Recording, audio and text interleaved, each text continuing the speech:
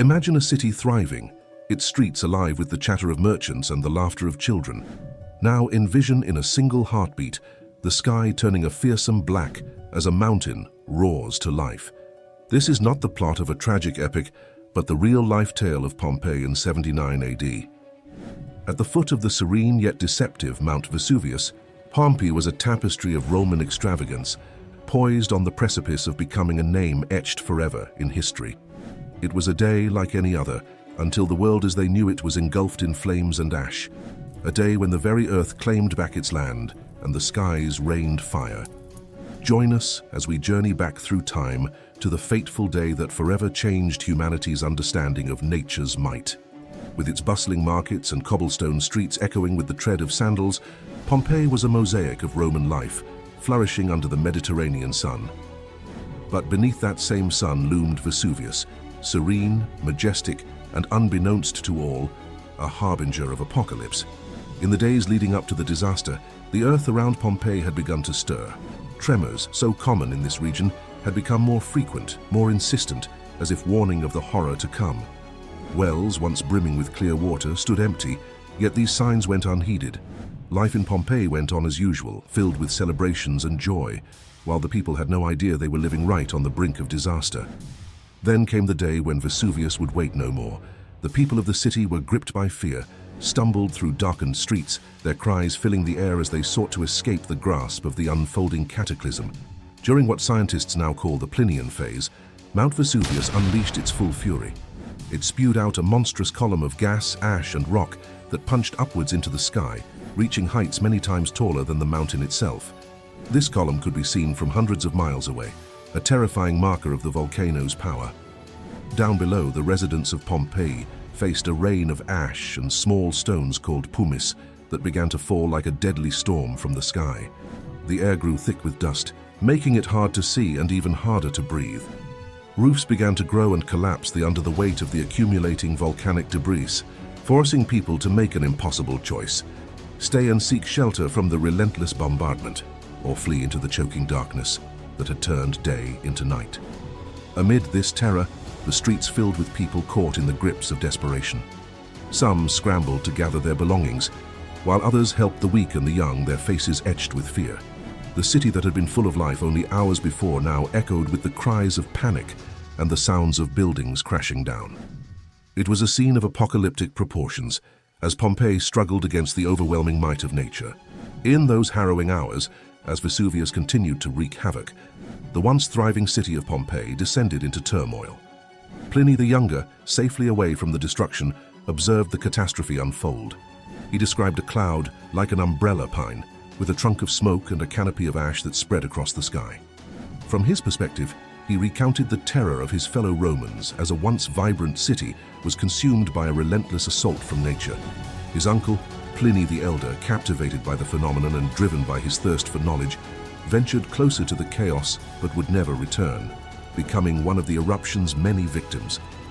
The scene within the city was apocalyptic.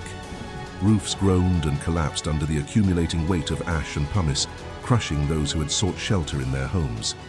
The sea, which had provided the city with so much of its wealth and sustenance, retreated as if in horror, stranding ships and leaving fish flapping on the exposed seabed. Amid the confusion, some sought escape by sea, while others huddled in their dwellings, praying to the gods for deliverance. There were reports of priests and augurs, long trusted to interpret the will of the gods, now staring in disbelief at the sky that rained death upon them.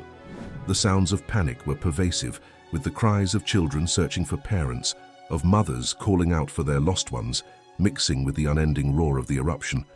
As the ash began to fall like a cruel snow, it coated the city in a thick, suffocating layer.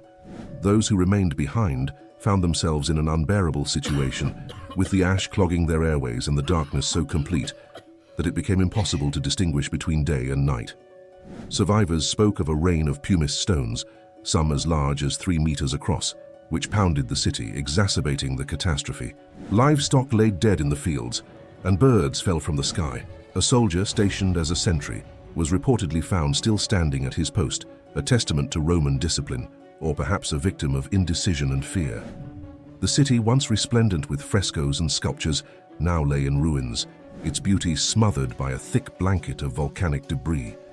The accounts of those few who escaped were filled with stories of loved ones lost to the eruption, of the harrowing choices between flight and fight, and of the unrelenting nature of the disaster that consumed Pompeii. Amidst the chaos that gripped the city of Pompeii, the most fearsome and deadly chapter of Mount Vesuvius's fury was still unfolding: the pyroclastic surges.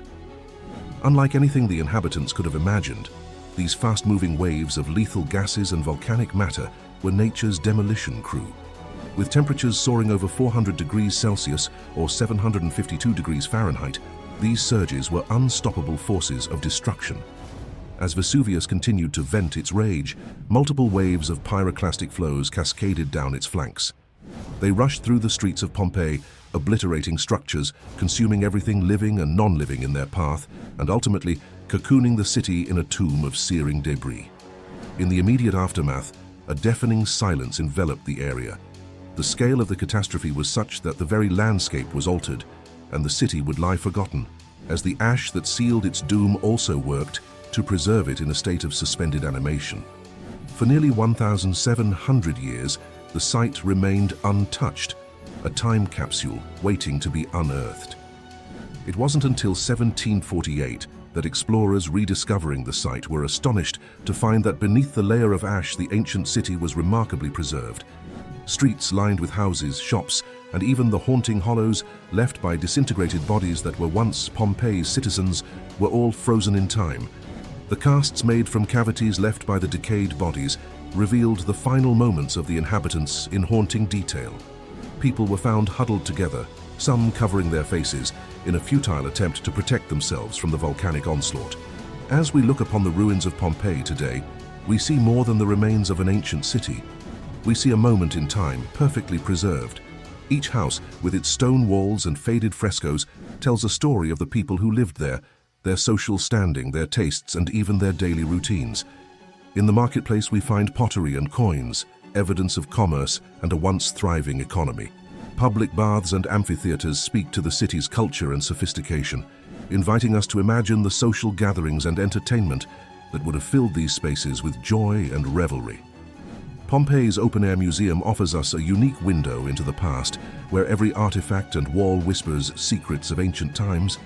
It stands as a symbol of endurance, with stories etched into its very fabric, beckoning historians and tourists alike to explore its depths and learn from its fate.